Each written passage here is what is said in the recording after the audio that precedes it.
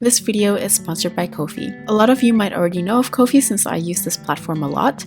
Ko-fi is an all-in-one platform to receive donations and messages of support from fans.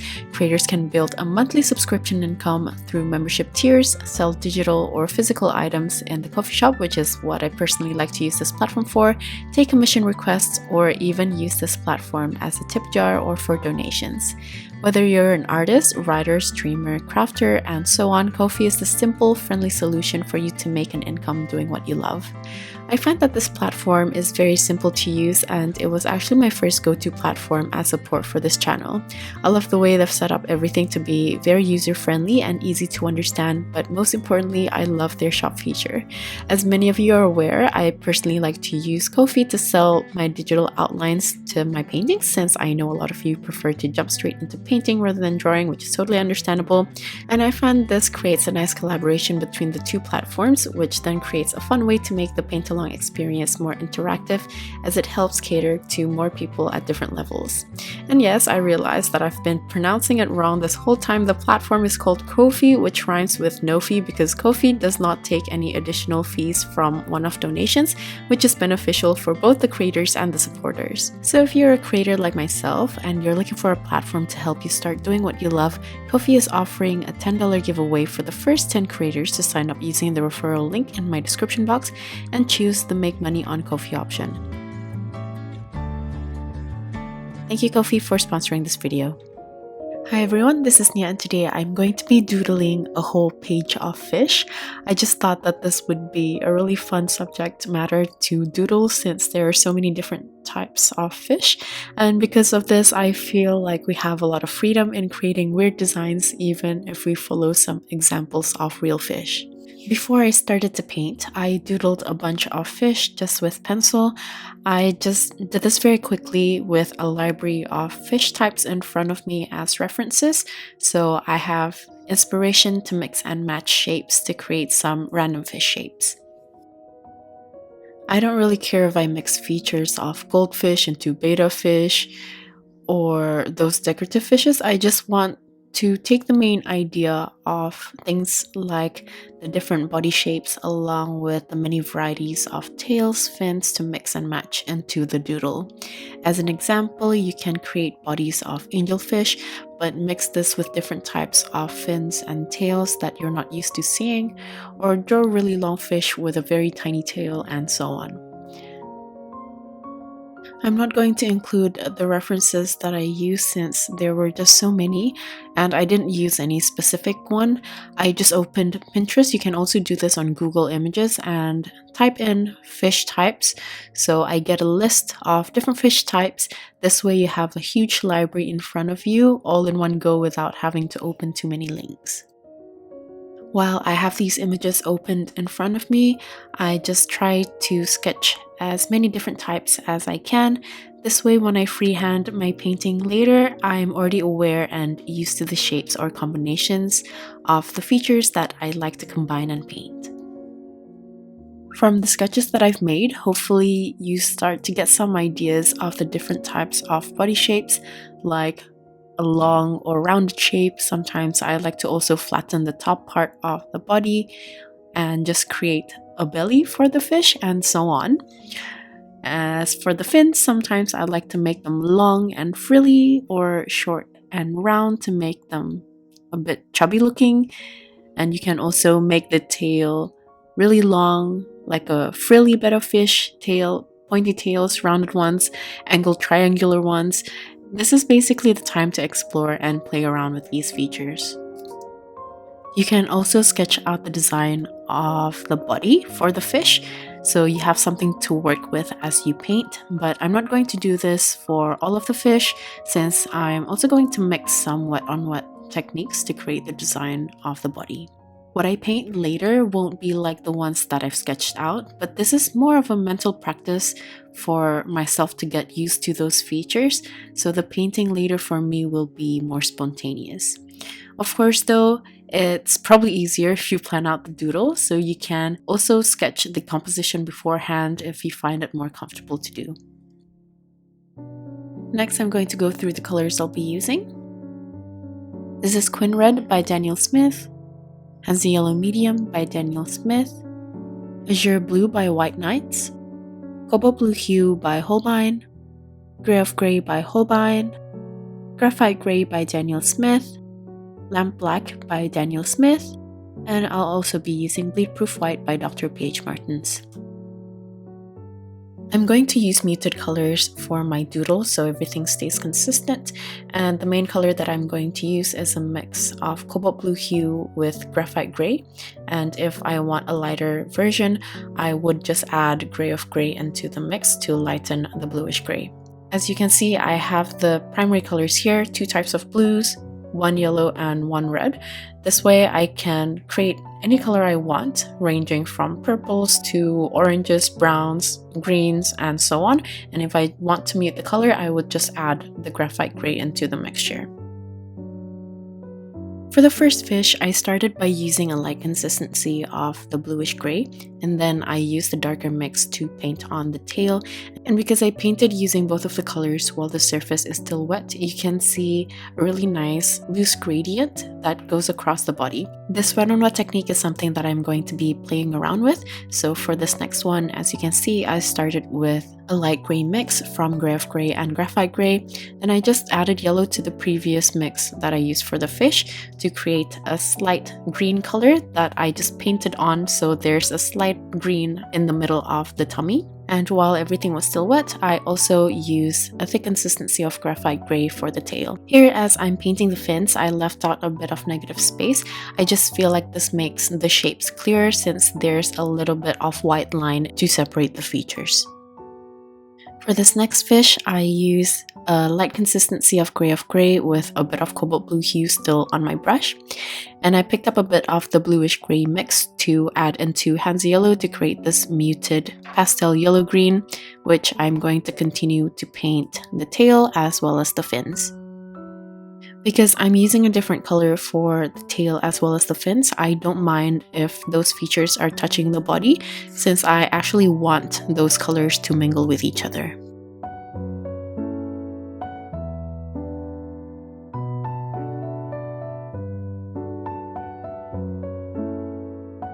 For extra color, I picked up the bluish gray mix, and I used this to paint the edges of the fins as well as the tail. I want the next fish to be brown, so here I'm using the previous green mix and adding more Hansa Yellow and Quin Red to create a yellow color, then mute it down with the light blue-gray until I find the tone of brown that I'm looking for. Then I'm going to continue with a dark brown for the tail, so here I added more of those colors like the Hansa Yellow, Quin Red, as well as Cobalt Blue. This time I'm also going to add Graphite Gray to darken the color further. I painted lines for the tail, and then I continued with a clean damp brush to smudge and connect them together. This way it's going to create this really subtle frilly texture. Then I finished off this fish using the same colors for the rest of the features. I want the color of the next fish to be very dark and muted, so for this I used a mix of Azure Blue with Lamp Black. At the beginning, I used a thick consistency and the body turned out to be too dark, so I took off some of the pigment using my tissue, and then I just painted the rest of the features. And because I've taken off the excess pigment using tissue, there's more of a gradient for the body of the fish. For this next one, I'm using the same light green mixture.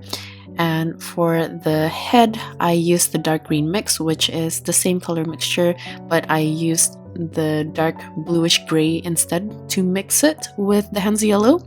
And as for the rest of the features, I use a mix of Cobalt Blue Hue with Graphite Gray in a thick consistency.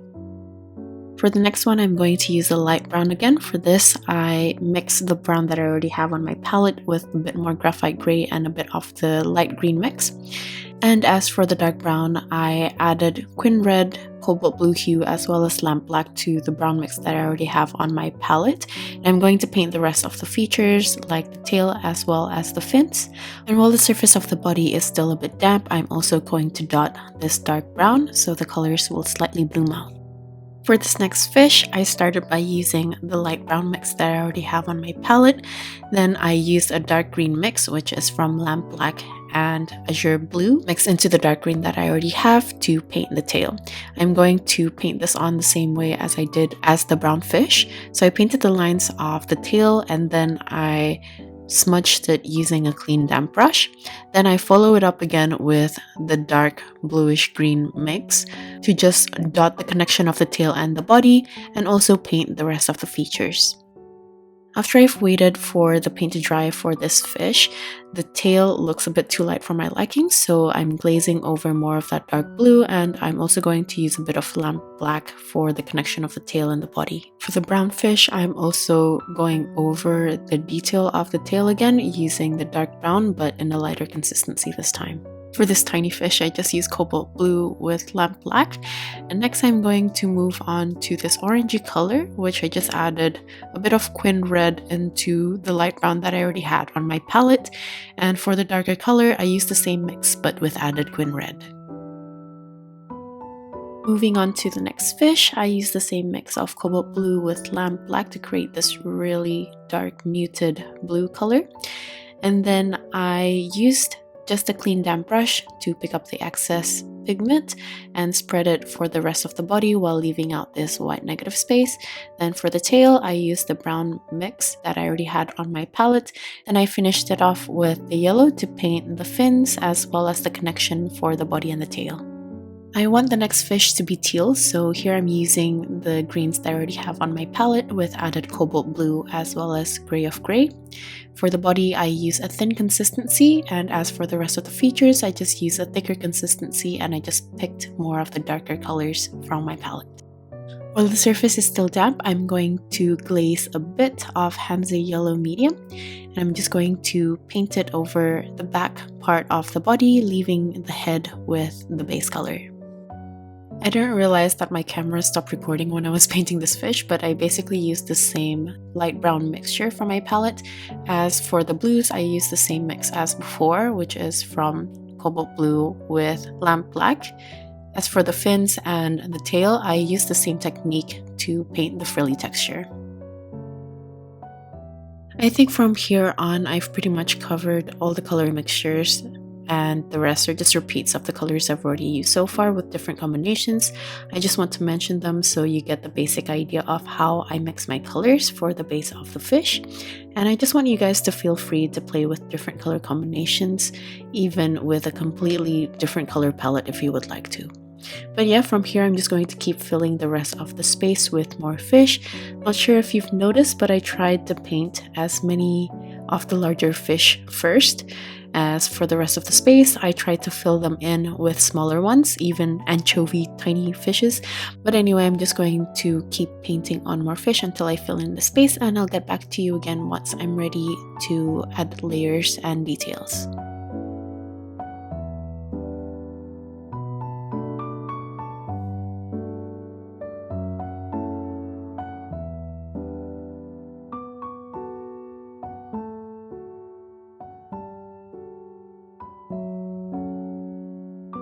Okay, after this fish, I'm going to start layering on some of the details since I feel like I've covered a good amount of the page.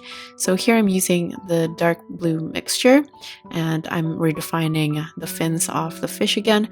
This is something that I'm just going to look out for if I need to increase some of the contrast between some of the features if they're blending together too much.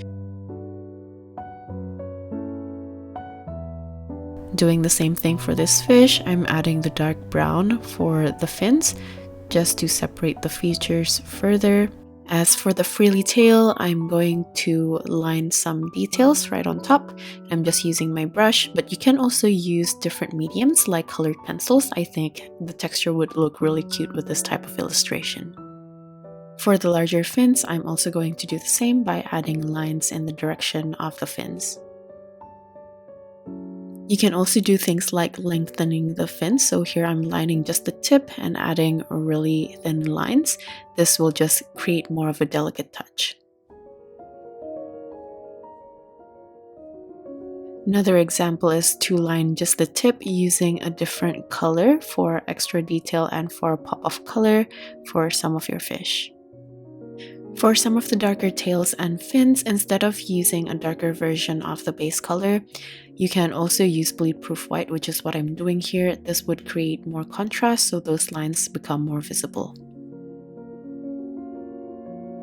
Adding dots are also really fun, and I think it's a cute addition to, as an example, this tail. And another technique that I like to do is to re-dampen the surface area that I'm going to paint on and add little details. Adding the details on the damp surface will create the one-on-one effect, but instead of doing this on a clear background, this has the established base color that I've already painted. For this one, I'm adding stripes and dots. As you can see, because the surface area is fairly small, if you dampen the surface too much, the paint will travel too fast, which is why sometimes if I feel the surface area is a bit too damp or wet, I would just take off the excess using tissue and then quickly paint over it. Of course, you can also paint on a dry surface for added details, and this will create sharper edges like the scales that I painted. So those are the type of details as well as techniques that I'm going to use to add on to the fishes. If you have any more ideas or look for different references, you can also add it to your own painting. You can even use a pen or colored pencils to add little doodles within the fish if you'd like. This is actually my favorite part of the painting because it's just so satisfying to mindlessly add things or extra details. So I hope you guys enjoy the rest of this, and I'll get back to you once I'm ready to move on to the next step.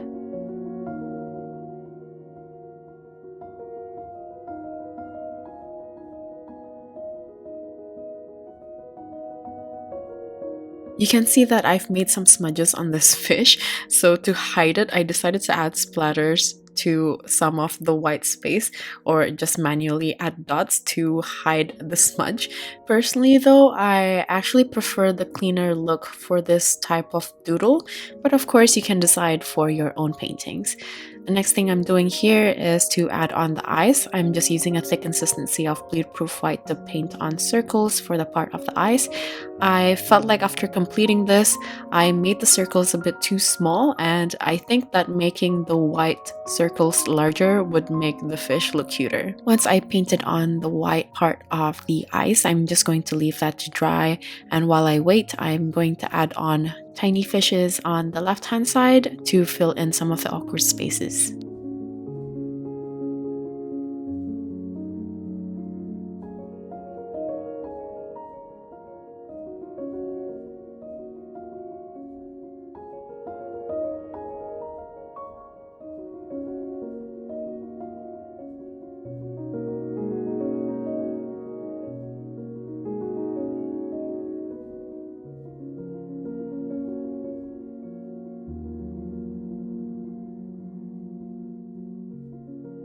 Now that the bleed-proof white is completely dry, I'm going to use the lamp black and my tiny size 0 brush to paint the pupils.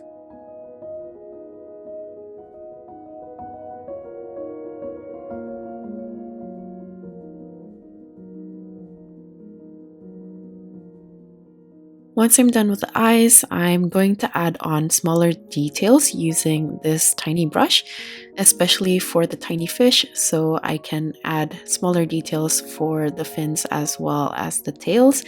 I'm also going to add smaller details to the larger fish on top of the larger details that I've already painted on.